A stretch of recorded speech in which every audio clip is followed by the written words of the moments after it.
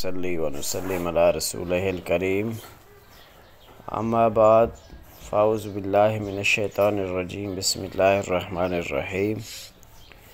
मुअज़्ज़ज़ सामीन कराम, जैसा कि हम जानते हैं कि रमज़ानुल मुबारक का बाबरकत महीना अपने इख्तिताम की तरफ गामज़न है।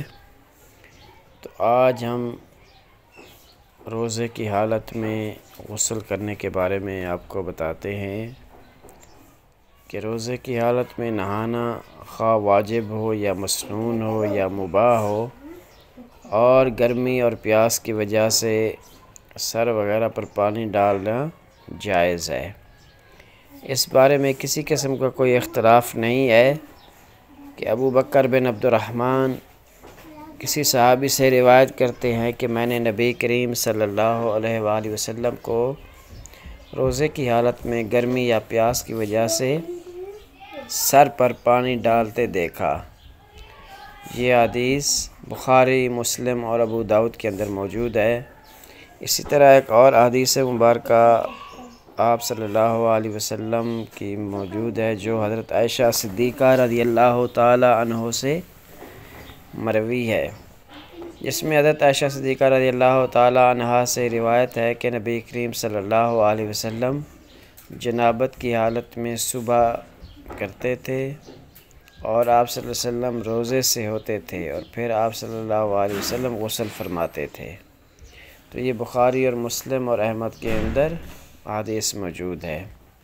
अच्छा, इसी तरह गुस्ल की हालत में कुली करना और नाक में पानी डालना वो कैसा है? तो रोज़े की हालत में कुली करना और नाक में पानी देने में कोई हर्ज नहीं, अलबत्ता नाक में पानी देने में मुबालगा करना सही नहीं है, यानी हद से ज़्यादा पानी न डालना, ये सही और दुरुस्त नहीं है। रोज़ा ना होने की सूरत में मुस्तहब है। हज़रत लक़ीत रज़ियल्लाहु ताला अन्हु से रिवायत है कि नबी करीम सल्लल्लाहु अलैहि वसल्लम ने फरमाया कि जब तुम वज़ू करते हुए नाक में पानी दो तो इसमें मुबालगा करो, इल्ला ये कि तुम रोज़े से हो। तो अबू दाऊद, तिरमिज़ी, नसाई और इब्न माजा और इब्न हुज़ैमा और हाकिम के अंदर ये रिवायत मौजूद है। तो इस बारे में हम ये भी जान लेते हैं कि मुहद्दिसीन और आइम्मा कराम की क्या राय है। तो इस बारे में आइम्मा के दरमियान कोई इख्तिलाफ़ नहीं है, लेकिन इस इख्तिलाफ़ इस सूरत में है कि जबकि नाक में पानी देने से पानी पेट में चला जाए।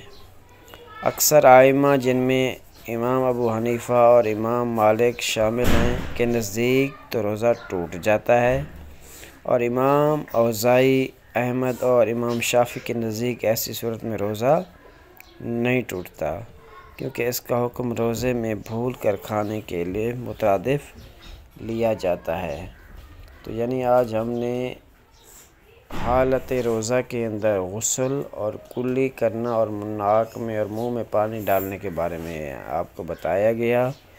तो इस हवाले से हमें गुस्ल की हालत में और वज़ू की हालत में एहतियात बरतनी चाहिए, और एहतियात बरतते हुए वज़ू और गुस्ल को करना चाहिए, चाहे गुस्ल आपके ऊपर वाजिब हो, फ़र्ज़ हो या मुबाह हो, या हालत जनाबत के अंदर भी आप गुस्ल करने के लिए आप जाएं, तो इन तमाम अमूर को सामने रखते हुए आप गुस्ल कर सकते हैं। तो अल्लाह ताला से दुआ है जो कुछ सुनाया हमें इस पर अमल करने की तौफ़ीक़ अता फ़रमाए। वमा अलैना इल्लल बलागुल मुबीन।